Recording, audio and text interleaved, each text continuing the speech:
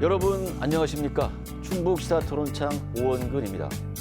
지역의 주요 이슈를 모아 좀 더 깊이 있게 알아보는 주간 핫 이슈 시작하겠습니다. 대전과 세종, 충북과 충남 4개 시도가 공동으로 추진하는 비수도권 최초의 특별지방자치단체인 충청광역연합. 오늘 18일 출범을 앞두고 있는데요.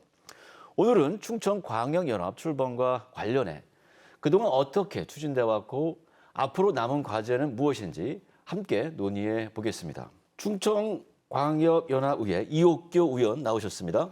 안녕하십니까. 그리고 맞은편에 충청권 특별지방자치단체 합동추진단 이익수 사무국장님 나오셨습니다. 먼저 충청광역연합과 의회 출범에 대한 소회부터 들어보겠습니다. 의원님, 어떤 소회 갖고 계신가요? 네, 먼저 충청광역연합의회에 초대 의원으로 활동할 수 있는 기회가 있어서 영광입니다. 또한 많은 무거움과 책임감을 느끼고 있는데요. 충청광역연합의회와 연합의 출범은 우리 대한민국의 그 균형 발전을 위한 큰 걸음이 될 것이라고 생각을 합니다. 그리고 지방 분권을 위해서는 아주 중요한 이정표의 그 평가를 받을 수 있겠는데요. 이렇게 4개 시도, 충남, 충북, 대전, 세종 4개 시도가 서로 도시를 연계하고 개발하여서 충청권의 메가시티를 구축한다는 목표를 가지고 있습니다. 이렇게 우리 충청권은 그 사회적으로, 지리적으로 또 경제적으로 같은 인접하게 접근에 있어서 4개 시도가 공히 협력하여서 문화라든가 아니면 경제 이런 전반적으로 개발하는 그렇게 성공하는 사례가 되어서 좀 긍정적으로 보고 있습니다. 이렇게 연합이 성공적으로 자리 잡는다면 아마 충청권은 그 수도권하고 동남권을 연결하는 중추적인 역할을 할 것이라고 장담을 하겠습니다. 예, 네. 국장님도 소회가 좀 남다를 텐데요. 저는 좀 의원님과 다르게 예. 이 제도가 만들어지는 과정에 대해서 좀 설명드리겠습니다. 예. 이 제도가 이제 처음 도입하는 거기 때문에 모든 사람이 해보지 않은 일이라 참고할 자료도 없고 그런데도 예. 불구하고 2022년도 1월 달에 행안부에서 자치법을 개정하면서 이게 도입됐거든요. 예. 그런데 발빠르게 4개 단체장님들이 23년 1월 1일 날 합동추진단 아까 소개시켜주신 그 합동추진단을 만들어서 거기서 이제 작업을 하게 됩니다. 예. 우선 귀화관을 만들고 조례도 만들고 또 거기에 어떤 업무를 할지 그것도 발굴해야 되고요. 또 예산은 어떻게 편성할지 그리고 공무원 수는 어떻게 한정할 건지 그리고 이제 광역의회는 어떻게 구성할 건지 이런 걸 다 로드맵을 그려가지고 하는데 한 2년 정도 걸렸습니다. 그 2년 정도는 우여곡절도 많았고요. 그렇지만 결국은 우리가 충청이나 은근과 끈기가 있었기 때문에 이 제도가 성공했다고 봅니다. 다시 한번 우리 도민들한테 감사하게 생각합니다. 네, 획기적인 실험, 제도가 아닌가 싶은데요. 의원님, 충청광역연합 뭡니까? 좀 설명을 간단히 해주시죠. 충청광역연합이 어떻게 출범하게 됐는지 배경부터 설명드리면 좀 이해가 빠를 것 같습니다. 아시다시피 우리 인구의 절반 정도가 수도권에 집중되어 있습니다. 인구라든가 산업이라든가 일자리가 청년들이 또 서울로 쏠리는 집중 현상이 있어서 우리 그 충청권에는 서로 협력해서 뭔가가 우리 그 지속 가능한 발전의 계기를 마련했다는 그 생각이 대두됨으로써 이 21년에 법적 근거가 좀 설립이 됐습니다. 지방자치법이 개정이 되면서 그 해당 법은 특별지방자치 그 단체를 설립할 수 있는 협력이 좀 제도화된 제도가 있어서 본격적으로 이제 추진을 하게 되었는데요. 그 충청광역연합은 대한민국의 충청권, 충남, 충북, 대전, 세종 이 4개 시도가 협력해서 구성한 지방 정부의 연합체라고 할 수 있습니다.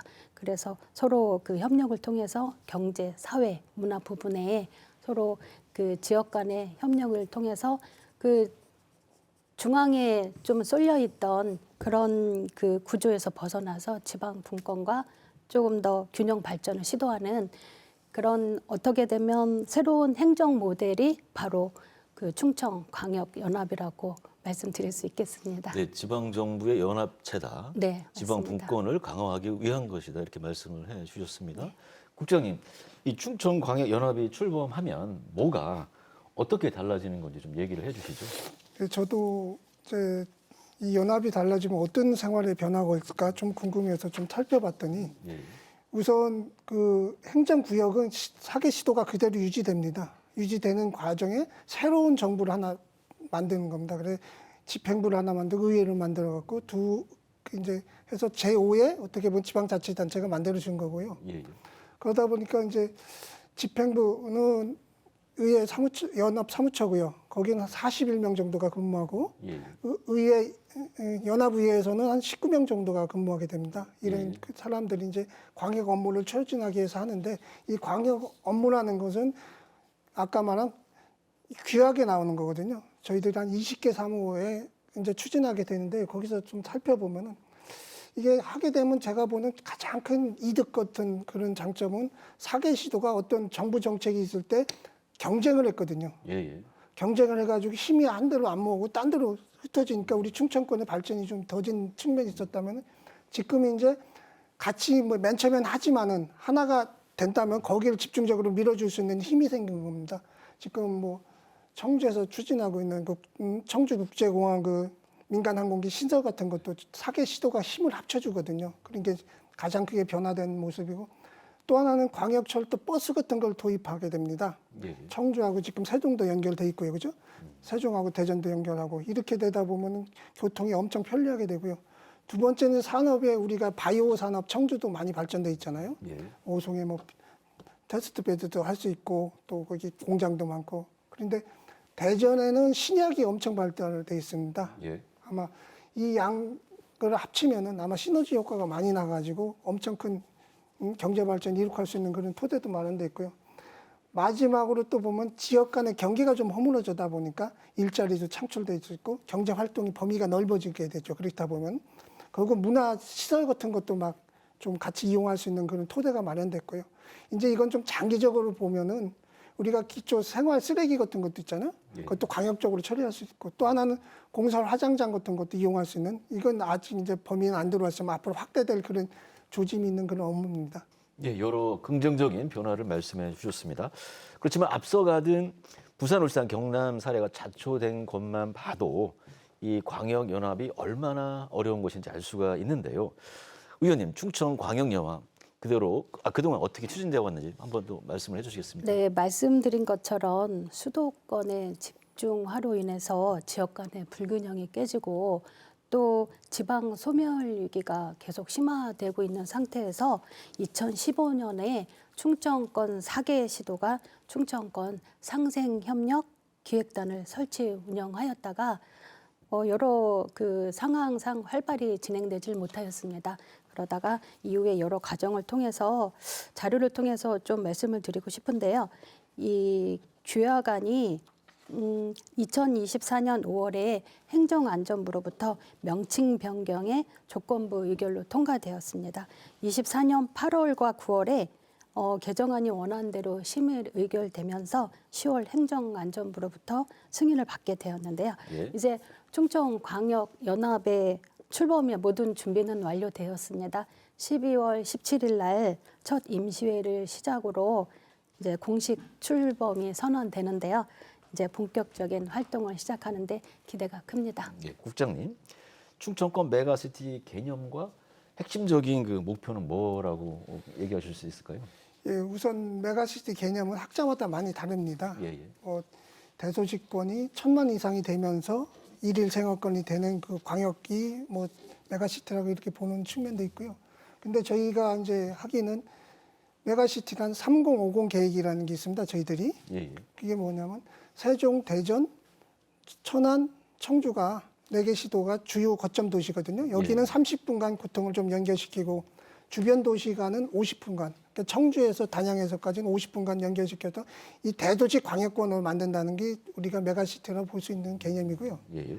그러다 보니까 그럼 이게 과연 어떤 경쟁력이 있을까 하는 그런 걸 살펴보면은 최근에 이제 국가 간의 경쟁력보다는 도시 간의 경쟁력이 엄청 활발하게 진행되고 있습니다. 세계적으로도. 예. 그리고 우리 충청권의 인구가 한 560만이 되고 뭉치면은 예. 또 생산력은 한 271조가 됩니다. 예. 어마어마한 자본이 가지고 있기 때문에 이 도시 간에 그 연결만 시키면 메가시티가 충분하다고 봤기 때문에 저희들이 그렇게 성립을 했고요. 또 하나는 그럼 메가시티를 하게 되면은 뭘 할 건지. 아까 이제 의원님께서도 말씀하신 수도권에 너무 집중돼 있는 거. 그래 국도 불균형이 돼 있고 또 하나는 지방 소멸위기가 지금 되고 있잖아요. 예. 그런 걸 하기 위해서는 첫째는 어떻게 될까 기업을 많이 유치해서 일자리를 창출해야 되겠고요. 또 하나 아까도 말씀 광역 교통망을 좀 구축해 갖고 예. 한 2시간 내에 모든 지역이 다 소통될 수 있는 그런 체제를 만들어주고 세 번째는 광역 되면 관광도 같이 할 수 있잖아요. 예. 우리가 백제문화권, 신라문화권, 고구려문화권 다 갖고 있는 아주 훌륭한 지역이잖아요. 그런 것도 같이 활성화시킬 수 있고 또 하나는 전략사업, 아까 말한 바이오 산업이라든가 뭐 부품 산업 이런 걸 좀 할 수 있고요. 마지막으로 그럼 그걸 하면 뭘 할 거냐? 그럼 충청인들의 삶의 질이 높아지지 않을까 그런 생각을 갖고 있고 저희들이 바라는 가장 기초 목표라고 보면은 충청에서 자란 우리 후배나 애들이 예. 딴 데로 안 가고 충청에서 공장이나 어떤 일터를 잡아서 충청에서 죽을 때까지 근무할 수 있는 그런 세계를 만드는 게 저희들의 추진하는 목표입니다. 예. 지금부터 의회 얘기를 한번 해보겠습니다. 어떻게 구성이 되고 역할은 무엇인지 궁금합니다. 먼저 말씀드리자면 이 광역연합의회는 서로가 경쟁이 아니고 협력이 기본적으로 바탕이 돼야 된다고 생각을 합니다. 그 충청권의 4개 시도에서 시도별로 이제 선임된 4명의 대표자들로 이제 16명이 구성이 되는데 예. 그 16명은 이제 의장 1명, 부의장 2명, 그리고 또 상임위원회, 운영위원회, 또 초광역 행정산업위원회, 초광역 건설환경위원회 이렇게 3개 상임위원회가 있고 또 특별위원회 2개로 구성됩니다. 이 공의지방자치랑 똑같이 예산결산 특별위원회와 또 윤리특별위원회 이렇게 해서 16명의 의원들이 의장을 제외한 나머지 15명은 상임위원회와 또 특별위원회 활동을 하게 됩니다. 그리고 그 하는 역할에 대해서는 광역연합 차원에서 추진되는 주요 정책과 사업 계획을 심의하고 승인하는 그 역할을 하는데요. 이 집행부의 행정 활동을 감시하고 도움 줄 수도 있는 거고 또 광역연합의 사업이 목표에 맞게 추진되는지 그런 거를 점검하게 됩니다. 이렇게 또한 그 중앙 정부와의 협력을 통해서 국비를 확보하는 것은 굉장히 중요합니다. 지금 재정을 어떻게 확보하느냐가 아마 이 충청권, 충청광역연합의회의 가장 큰 숙제이기도 하고 저희들이 해야 할 일인데 이렇게 법적, 제도적 지원을 위한 활동을 하는 것이 충청광역연합의회의 할 일입니다. 이제 의회의 구성이나 역할 말씀을 해주셨는데 집행부는 어떻게 구성이 되죠, 연합은? 집행부 구성은 우리 사무국장님을 통해서 한번 들어볼까요? 예, 집행부 구성이 한번 간단하게 예, 해주시죠. 집행부 구성은 41명으로 구성됩니다. 연합장이 된 데가 사무국장을 맡고요. 가고 4개 시대 10명씩 파견이 됩니다. 연합장은 어떻게 선출하죠? 의회에서 선출합니다. 아, 의회에서 선출한 예. 겁니까? 예, 예. 그래서 41명을 구성됩니다. 각 시대에서 10명씩 파견을 받아서 운영하고 있습니다. 예, 알겠습니다. 총 60명이 되는 거죠. 예, 네. 그래서 연합장을 의회에서 선출한다는 것도 또 여기 다른 또 점입니다. 그러니까 의회에서 연합장 4개 시도 중에 한 분이 연합장으로 의회에서 선출하게 됩니다. 예. 이번 최초 임시회에서 상정된 충청광역연합 자치법규가 심사 후 처리될 예정이라고 하는데요. 의원님, 어떤 자치법규들이 있는지 한번 설명을 해 주시죠. 충청광역연합의회 최초로 임시회에서 심사하게 될 자치법규는 광역연합 집행부에서 제출한 25건의 조례안과 예, 예. 또 연합의회 의원 발의 조례 9건, 규칙 3건으로 상정되었습니다.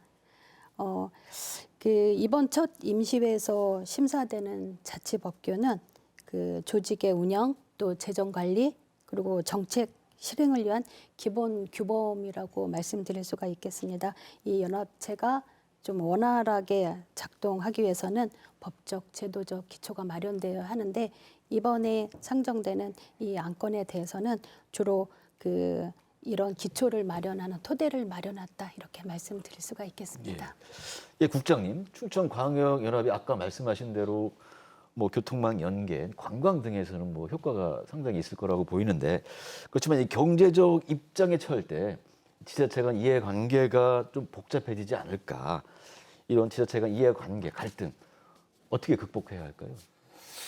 글쎄요. 뭐 아까도 말씀드렸지만 이게 지방자치단체를 만들기 위해서 전국에서 15군데가 했었습니다. 예, 예. 근데 다 실패하고 충청우리만 성공했거든요.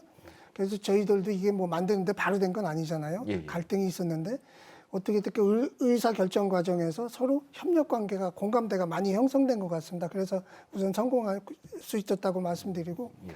제가 보니까 역사적으로 좀 봤더니 예. 청주하고 청원이 통합됐었잖아요. 예, 예, 그런 한번 경험도 있고 예. 또 연기군을 중심으로 해가지고 저기 공주의 장기면 지금은 장군면이고 그리고 충북에서 북왕면을 떼어줬잖아요. 예, 예. 그래서 세종시를 만들었잖아요. 그렇죠. 어떤 그런 통합의 역사도 있었고 했기 때문에 좀 역사적 공감대가 이렇게 생겼을 때 또 연기군에서 만드는 세종시 할 때 같이 데모도 많이 했고요. 예. 그런 어떤 공감대가 있어서 더 확실하게 될 수 있는 그런 기반이 된 것 같고요. 또 저희들이 이제 행정협의라는 게 있습니다. 4개 시도장들이 만나는 건데 올해가 벌써 33회째겠죠. 되니까 이게 15년도인가 그때부터 2015년부터 생겨갖고 지금까지 오니까 장들의 어떤 공감대도 그때 역사가 있었기 때문에 된 것 같고요. 어떻게 됐건 앞으로 그런 문제가 일어날 때 한 군데가 좀 손해보어도 같이 할 수 있는 그런 어떤 공감대가 형성하는 게 중요한 것 같습니다. 이런 역사적 전통과 있기 때문에 잘 극복될 수 있다고 봅니다. 예. 역사가 있기 때문에 문제가 생겨도 극복을 할 수 있겠다 이렇게 말씀을 해주셨고요. 네, 충청광역연합의 가장 중요한 부분은 시민들이 피부에 와 닿는 체감하는 활동이라고 할 것인데요. 구체적으로 시민들이 체감할 수 있도록 하기 위해서 어떤 계획을 갖고 있습니까? 저희들이 최근에 이제 정책 중에 4개 시도에 있는 그 주요 관광시설 이용료를 감면하는 협약을 체결했습니다. 이제 내년부터 조례 각 시도에서 조례가 개정될 거고요. 지금 대전에는 장태산 유양림, 세종에는 합강 캠핑장, 그러니까 충북에는 청남대, 예. 그리고 충남에는 안면도 자연휴양림 같은데 이제 충청권 시민이면은 10에서 한 30% 감면을 받게 됩니다. 그러면 이제 어떻게 됐건 가서 이런 감면을 받게 되면 아 이게 연합이구나 하는 어떤 첫 번째 어떤 맞이하는 그 정책이겠고요. 또 지금 공주하고 세종하고 BRT를 연결시키고 있습니다. 아까도 말씀드렸듯이 청주하고 또 세종, 대전하고 이렇게 교통망을 하다 보면은 또 아 이게 발전되는 거구나. 지금 우리 도로망이 종축으로 되어 있습니다. 부산을 가기 위해서 우리가 만들어준 거고 광주를 가기 위해서 도로망이 만들어진 거기 때문에 우리끼리 충청권의 횡으로 되는 이 도로망이 거의 없거든요. 예. 앞으로 이제 그 도로망을 개선하게 되면 아 이런 게 연합이 되니까 만드는 거나 그렇게 느끼실 수 있고요. 또 이제 이게 장기적으로 보면은 가장 이제 제가 하고 싶었던 그런 업무를 따진다면 대전, 세종, 오송, 청주공항 연결시키는 이 CTX라는 그게 연결된다면 이게 28년이나 30년 정도 될 것 같은데요. 예.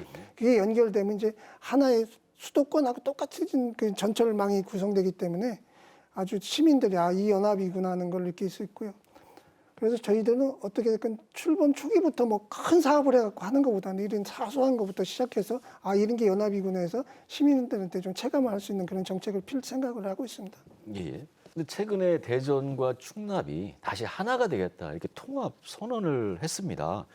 의원님, 충청광역연합 출범 앞두고서 이게 충청권 메가시티 구성에 차질을 가져오는 것은 아니냐, 충북에 또 소외되는 것은 아니냐 이런 우려의 목소리가 있는데 어떻습니까? 우려도 있지만 어떻게 그 복합적으로 나타날 수 있는 두 가지를 좀 보고 있습니다. 어쨌든 지금 좀 서두르는 모양새는 좀 있습니다. 그 대구와 경북이 행정 통합을 한다고 하니까 이제 이렇게 광역 연합을 출범을 앞두고 조금 이르지 않나 하는 생각도 있지만 충청 광역 연합이 출범하는데 어떻게 보면 이게 균형 발전을 기여하는데 좀 작용을 할 수도 있겠고 그 협력하고 서로가 협치하는 데 있어서 지난번 제가 방송을 통해서 말씀 들어보기에는 이제 기득권을 내려놓으면 된다. 또 정치권에서 풀어야 할 숙제가 있다. 이렇게 말씀을 하셨는데 어쨌든 야심차게 이렇게 출범하는 광역 연합과 그 의회와 또 행정 통합을 하는 것에 시너지 효과가 발생해서 성공적으로 추진하는데 좀 원동력이 됐으면 좋겠고요.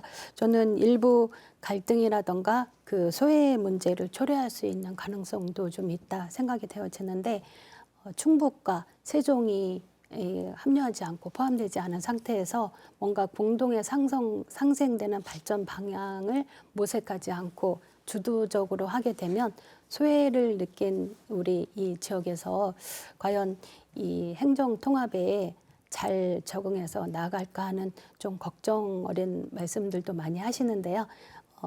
어쨌든 긍정적으로 보고 있습니다. 그래서 이렇게 그 전체적인 상생 발전을 모색을 하고 우선 저는 계속 강조하는 것이 협력을 해야 된다.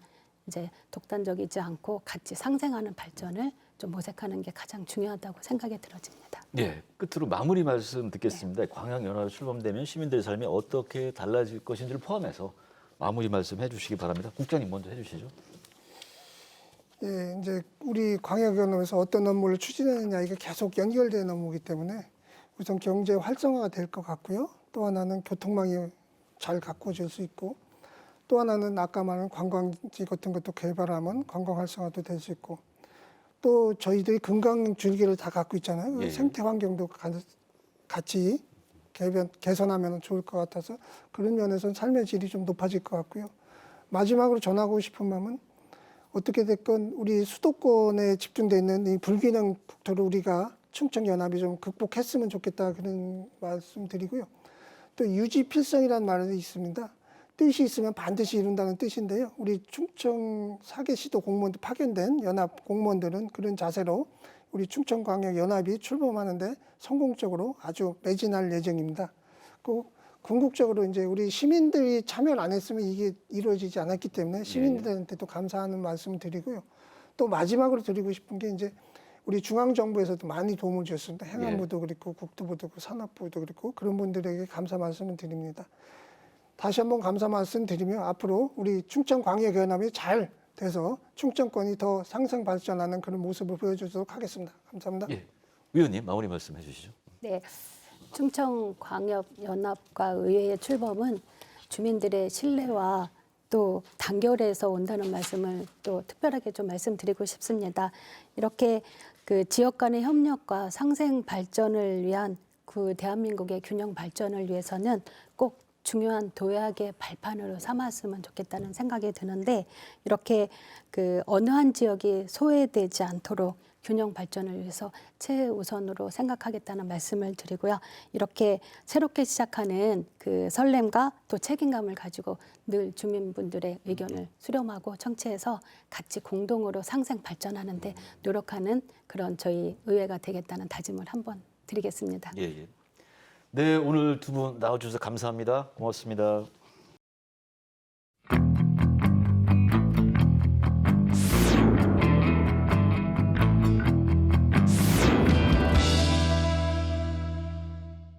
전세 사기는 현재 진행형입니다.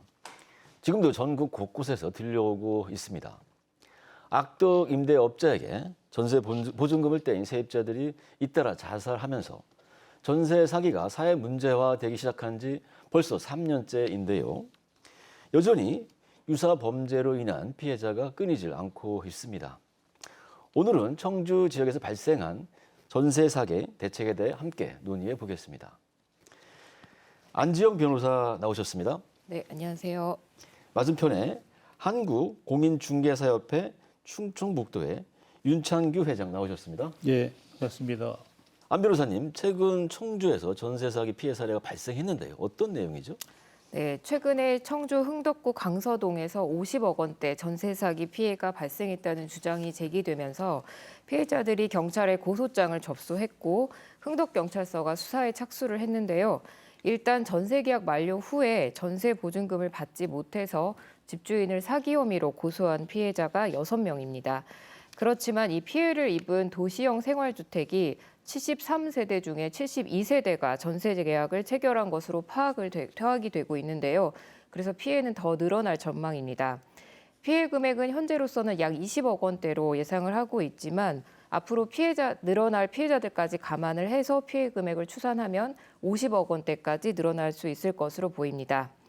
이 사건은 집주인이 수천만 원의 세금 체납이 있는 상태에서 중개사가 이러한 사실을 계약자들에게 고지를 하지 않았고요. 그리고 표준 임대차 계약서를 준수하지 않았고, 그리고 해당 집주인이 전세보증금 반환 보증보험에도 가입하지 않아서 피해가 더욱더 늘어난 것으로 파악이 되고 있습니다. 회장님, 예. 강서구 피해 말씀을 해주셨는데 예. 청원구 쪽에서도 이런 사례가 있었다고요? 예, 청원구 원 피해 사례를 보면요, 건물주로부터 임장을 받아가지고 빌라 신축 사업도 벌이고 세입자를 끌어모은 뒤 전세금을 챙겨 달하는 사건이 있습니다. 이들이 챙긴 전세금 총 25억 원은 추정되지만 피해들이 더 나올 거로 경찰은 추측하고 있고 아직 사건은 해결되지 않은 것으로 알려져 있습니다. 또한 빌라 사건이 있는데 주인이 근저당이 있는 상태에서 세입자에게 4천에서 4,500만 원의 전세를 놓고 대출금을 상환하지 않아서 경매에 넘긴 사례가 있습니다. 이번엔 전세 사기 피해자들의 어떤 공통적인 유형, 특징을 한번 짚어보겠습니다. 변호사님 어떻습니까? 네, 앞서 말씀드렸던 이 강서동 전세 사기건 같은 경우에도 피해자들의 대다수가 20대, 30대 청년 그리고 신혼부부들이 많습니다. 아무래도 이 전세 사기가 발생하는 유형이 이제 아파트보다는 이제 빌라나 오피스텔 같은 주거 형태가 많다 보니 피해자들도 청년이나 신혼부부 또는 노인과 같은 주거 약자들인 경우가 많고요. 그 연령대를 살펴보아도 연령대도 40대 미만이 약 70% 이상으로 굉장히 높은 비율을 차지하고 있습니다. 근데 이제 다 아시겠지만 이 전세금이라는 것이 상당히 좀 큰 금액이잖아요. 예, 예.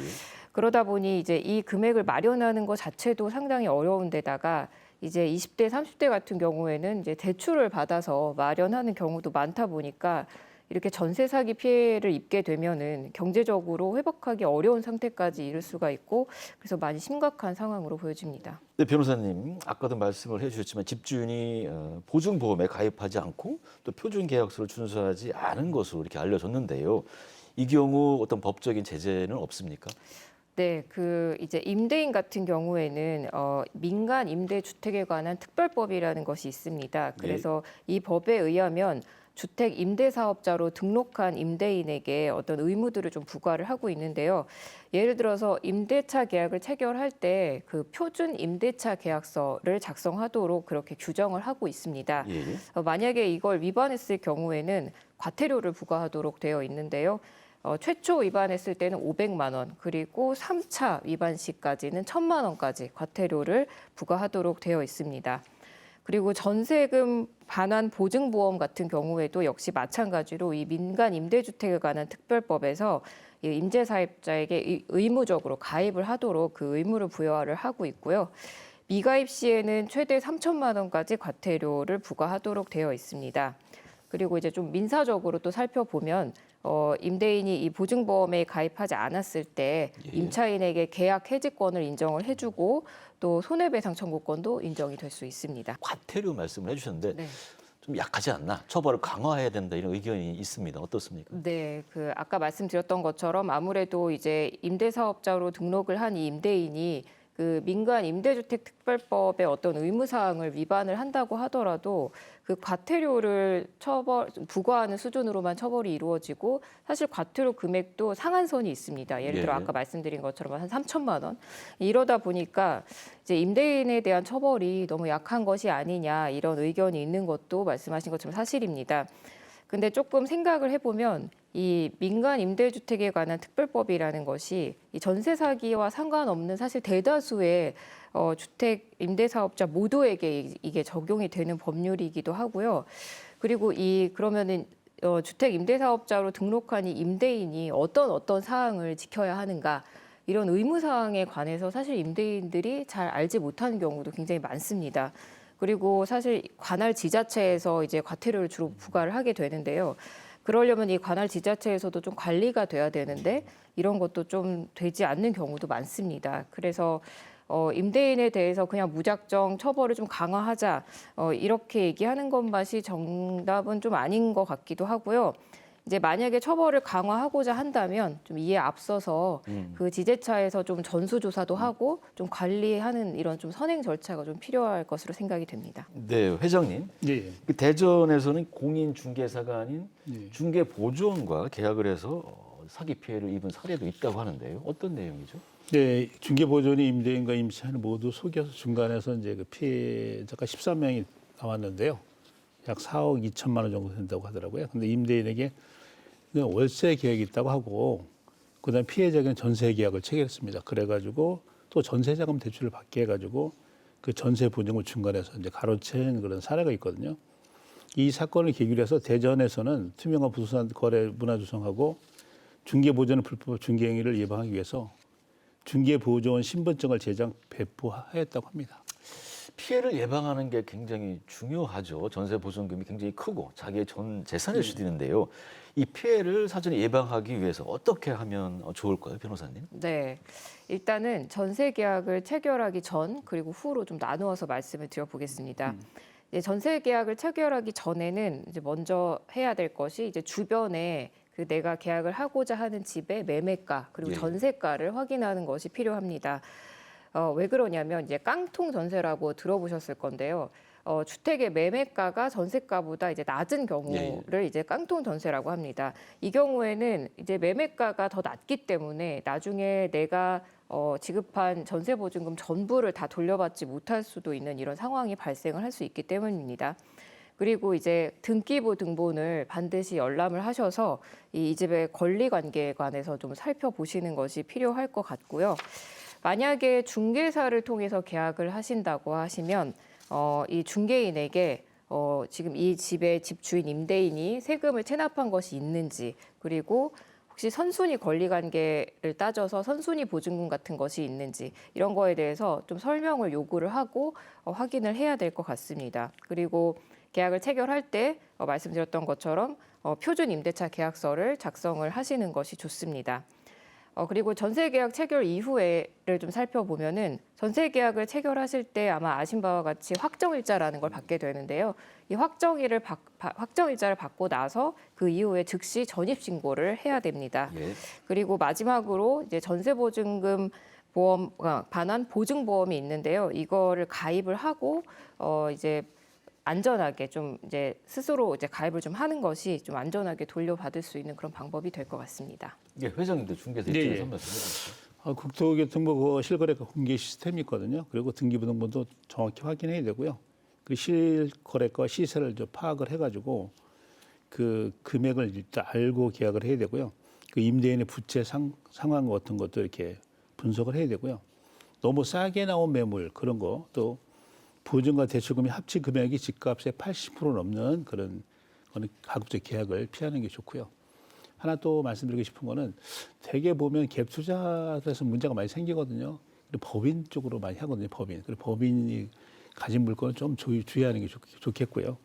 그리고 또한 계약 체결 반드시 전문가인 공인중개사를 통해서 계약하시는 게 좋고 계약 체결 당시에 보시면은 보증금 반환 조건을 확실하게 짚어보는 게 좋겠다. 그래서 전세 보증보험에 가입해서 피해를 예방하는 게 가장 바람직하다고 생각합니다. 네, 청주시는 이번 전세 사기 사건 발생 후 네. 전수 조사를 실시하고 임대차 계약 관리 시스템을 구축하겠다 이렇게 했는데 회장님 네. 지금 어떤 상황입니까? 전세 피해가 뭐 계속 발생하다 보니까 청주시에서 임대차 전수 조사에 나섰습니다. 그래가지고 조사 대상은 2022년 이후 임대 사업자로 등록된 105명이 소유하고 있는 막 424호가 되는데요.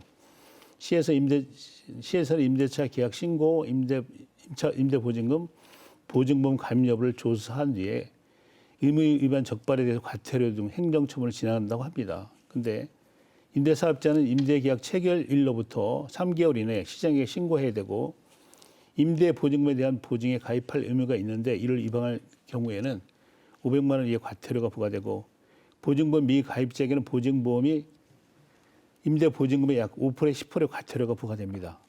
청주시는 청주시의 허철 의원이 임대차 계약 관리 시스템 구축을 제안했지만 아직은 구체적인 방안은 없는 것으로 알고 있습니다. 네, 변호사님 지금 전세 사기를 피해를 입고 있어요. 이분들은 어떻게 하면 좋을까요? 네, 이 전세 사기가 이제 사회적인 문제가 되면서 이 피해자를 지원하는 것에 대해서 좀 여러 가지 방안이 시행되고 있는데요. 예. 이제 말씀드리고 싶은 부분이 하나 있는데 이 전세 사기를 내가 당해서 지금 어려움을 겪고 있다. 이런 임차인은 본인이 거주하는 관할 시도에 피해자 결정 신청이라는 걸 할 수 있습니다. 예. 그래서 이렇게 신청을 하게 되면은 전세 사기 피해 지원 위원회라는 위원회가 열려서요. 이 위원회를 통해서 전세 사기 피해자 결정을 받을 수가 있습니다. 예. 그러니까 내가 이제 전세 사기 피해를 입은 피해자라는 그런 결정을 지자체 차원에서 해주는 건데요. 이렇게 결정을 받게 되면 기존 주택을 매수할 수 있는 권리를 인정을 해줍니다. 그래서 내가 예를 들어서 기존에 살고 있던 이 집을 내가 사고 싶다 이렇게 의사를 표시하게 되면은 우선 매수권을 인정을 해주고요. 그리고 이제 매수를 하는데 필요한 자금이 또 필요하지 않습니까? 이런 필요 자금 같은 것도 지원을 받을 수가 있습니다. 그리고 내가 만약에 매수를 하지 않고 기존 주택에서 그러나 계속 거주를 하길 원한다. 이런 경우도 있을 수 있는데요. 이 경우에는 만약에 집이 경매로 넘어가서 이제 다른 사람에게 넘어갈 상황이 됐을 때는 한국토지주택공사 LH에서 이 집을 사들이고 세입자가 최대 10년까지 임대료 없이 거주할 수 있도록 이렇게 지원을 하고 있습니다. 예. 근데 지난달부터 이제 전세 사기 피해자 지원 특별법이 시행이 되고 있잖아요. 법 시행 후 변호사님 뭐가 어떻게 달라지고 있는지 한번 말씀을 해주시죠. 네, 제가 아까 말씀드렸던 이 피해자 지원 이런 것들도 사실 이 전세 사기 피해자 지원 특별법에서 이제 정하고 있는 그런 지원 대책인데요. 사실 이제 지난달 11월에 이 법이 좀 개정이 있었습니다. 그래서 예. 그 개정으로 달라진 점 위주로 말씀을 드려보겠습니다. 먼저 이 피해자 인정 요건과 관련해서 그 개정 전에는 전세금, 임대차 보증금 요건이 5억 원이었는데요. 7억 원까지 상향이 되었습니다. 그리고 개정으로 인해서 이제 LH의 매입 대상에서 제외되었던 그런 주거 형태들이 있는데요. 건축법을 위반한 위반 건축물이라든지 그리고 비주거용 건물이 이제 매입 대상으로 다시 포함이 되었습니다. 그리고 이제 LH가 피해 주택을 매입을 한 다음에 공공 임대주택으로 이제 전환을 해서 피해자에게 제공을 하고 그 피해자는 임대료 부담 없이 10년간 거주를 할 수 있게 되었는데요. 앞서 말씀드린 바 있습니다. 그리고 이후에 이제 개정을 통해서 바뀐 것은 이후에 10년 이후에도 이제 주변의 이제 시세 임대료보다는 좀 저렴한 금액으로 최장 10년까지 추가로 또 거주가 가능하도록 개정이 되었습니다. 그렇지만 또 여러 가지 이유로 내가 이사를 가야 된다든지 아니면은 나는 더 이상 이 피해 주택에 거주하고 싶지 않다 이런 경우도 있을 수 있는데요. 이 경우에는 이제 피해자가 내가 살고 싶은 집을 찾으면 이제 LH에서 그 전세 보증금 한도 내에서 이 집주인과 직접 임대 계약을 체결하고 피해자에게 제공을 하는 이른바 이제 전세 임대 이런 방법도 이 개정을 통해서 가능해졌습니다. 회장님, 그 특별법 시행 후 현장에서 뭐 어떤 변화 같은 게 있습니까? 특별법이 시행되긴 했지만 여전히 뭐 사각지대가 많아서 문제가 많다고 생각합니다. 가장 대표적인 뭐 역전세, 깡통전세 이런 거 있지 않습니까? 그런 건 전세 사기 부르기 좀 어려운 거거든요, 사실. 근데 시가보다 높은 그 보증금을 받아가지고 보증금을 못 돌려줄 때 이제 문제가 발생되는 게 있지 않습니까? 그래서 만약 경매가 됐을 때 낙찰 금액이 이런 합산액보다 적을 때 이제 피해가 발생하는 거거든요. 그리고 이제 이렇게 좀 제가 문제를 보는 건 뭐냐면 전세 사기라는 걸 너무 이 방송 통해서 많이 하다 보니까 지금 뭐 원룸 주택이나 다가구 주택 같은 경우는 지금 주인이 전세입자가 보증금을 돌려주면 전세를 다시 나가지고 순환이 돼야 되는데 이런 게 안 되는 경우가 상당히 많이 있습니다. 그래가지고 뭐 예기치 않은 피해를 많이 발생하고 있죠. 그래서 이 특별법으로 해결할 수 있는 사각지대가 많이 발생하고 있고요. 그리고 이제 한국토지주택공사에서 매입하는 것도 그 예산하고 인력이 부족하기 때문에 많이 어려움을 겪고 있는 걸로 알고 있습니다. 네, 경실련에서는 임차권 설정 등기를 의무화해서 피해를 예방하자 이렇게 주장을 하고 있습니다. 변호사님, 현실성이 있다고 보십니까? 일단은 이렇게 임차권 등기를 의무화하자라고 얘기를 하는 이유에 대해서 좀 생각을 해보면 그 빌라 같은 이런 다가구 주택에서 아무래도 이 권리 관계를 명확하게 이제 공시가 되지 않는 부분이 있다 보니까 예. 이렇게 임차권 등기를 의무화해 놓으면 공시 효과가 좀 생겨서 효용성이 있지 않나 이런 생각에서 이런 의견들이 좀 나오고 있는 것으로 보여집니다. 그렇지만 좀 여러 가지 좀 생각해 볼 것들이 있을 것 같은데요. 예를 들어서 이제 대부분 대항력을 이제 인정하기 위한 요건으로 전입신고를 저희가 예. 하는데 전입신고 같은 경우에는 주민센터에 가서 굉장히 간단하게 처리를 할 수 있습니다. 근데 임차권 등기를 하려면 일단 등기소를 가야 되고요. 예, 예. 그 과정에서 비용이 발생을 하게 되고 그러다 보니 그러면 이 등기를 하는데 발생하는 비용을 누가 부담할 것이냐 또 이런 문제도 생길 수가 있습니다. 그리고 이제 현행 그 임차권 등기 제도를 좀 살펴보면 이제 현행 제도는 이제 임대차 계약이 종료된 이후에도 내가 보증금을 못 받았을 때 그때 이제 법원에 이제 신청을 해서 대항력, 우선 변제권 이런 거를 좀 유지할 수 있도록 하기 위해서 이제 만들어졌고 그렇게 또 실행이 되고 있는 제도인데요. 이게 좀 현재 제도와 좀 맞지 않는 예를 들어 예. 공시를 위한 이제 의무화이기 때문에 좀 맞지 않는 부분도 있어서 좀 여러 문제가 좀 있을 수 있지 않나 생각이 들어서 현실적으로는 좀 고민을 해봐야 될 문제일 것 같습니다. 네, 회장님 어떻게 예, 생각하십니까? 임차권 등기명에 뭐 의무화를 해서 임차권 등기를 하면 이제 공시가 되기 때문에 권리관계를 알기 때문에 지금 많은 그 전세 사기의 예방에 도움이 된다고 생각합니다. 근데 지금 아까 변호사님 말씀하신 대로 등기 비용 같은 것도 있고 여러 가지로 임대인이 또 협조를 해야 되고 여러 가지 문제가 많이 발생되기 때문에 그래서 세부적인 방안에서 충분한 또 논의가 필요하지 않나 생각하고요. 일단은 지금 문제가 뭐냐면 전세 계약을 하고 바로 이제 전입신고하고 확정일자를 받는 거로 충분한데 어떻게 보면은 근데 그 아까 말씀하신 대로 그 다가구나 이런 데 보면은 대개 다 대출이 먼저 돼 있잖아요. 용의자가 돼 있고 세입자가 들어오면 2순위가 되거든요. 예, 예. 근데 만약 경매됐을 때는 순위가 이제 늦기 때문에 피해가 발생하는 거거든요. 그래서 그런 데 대해서 그 공시는 필요하다고 생각합니다. 예, 예. 우리가 알 수가 없기 때문에 그래서 제가 생각하는 거는 공인중개사들한테 권리를 안 줬어요. 이거 그 확정일자라든가 그냥 전입일자, 확정일자, 거기 임대차 관계에 대해서 정확하게 금액까지 그걸 열람할 수 있는 걸 주면은 이런 전세 사기가 많이 줄어들 거 생각하거든요. 그리고 그런 권한을 줘야 되는데 개인정보라는 그런 미명하에 그런 정보를 안 주고 이렇게 사고가 터지면 마치 공인중개사 전체 잘못한 것처럼 이런 게 잘못됐다고 생각합니다. 네, 경기도에선 전세 사기 피해 예방을 위한 네. 안전 전세 프로젝트를 공인 중개사들이 직접 시행하고 있다고 이렇게 들었습니다. 회장님 네. 어떻게 네. 보십니까?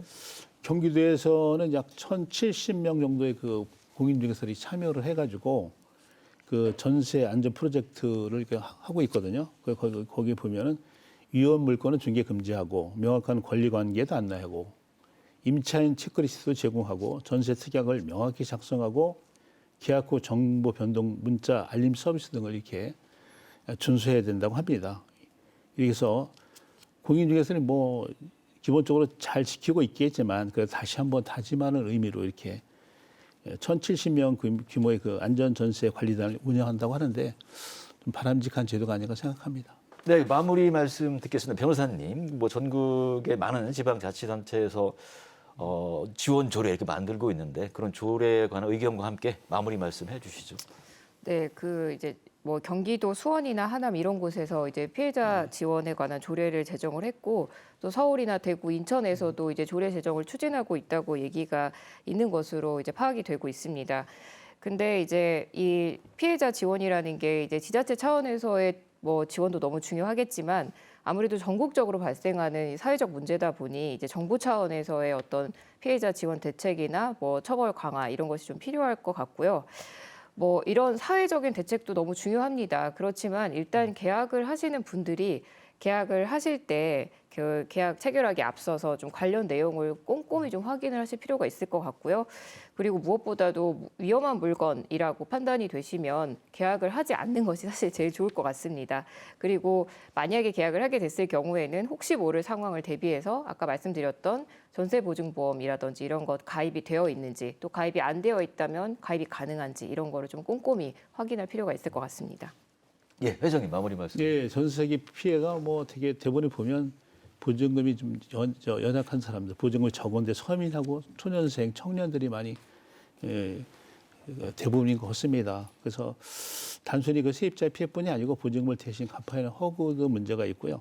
그리고 다세대 주택, 빌라, 전세 거주를 기피하는 현상 때문에 전세 시장이 붕괴되는지 않나 생각합니다. 그래서 우리 사회가 더 이상 상처받지 않도록 정부에서 세입자 보호 그리고 지원 대책을 강화해서 전세 시장을 세심하게 살펴주는 정책이 나왔으면 이런 피해를 줄였으면 하는 바람입니다. 네, 오늘 두 분 말씀 고맙습니다. 감사합니다. 전세 사기 피해자들이 대체로 주거 약자들, 특히 사회초년생이 20대, 30대가 70% 이상 된다고 하니 더 이상 서민들이 피 눈물을 흘리지 않도록 좀 더 세심한 대책이 마련되어야 할 것입니다. 충북 시사 토론창 주각 핫 이슈 여기서 마칩니다. 시청해주신 여러분 고맙습니다.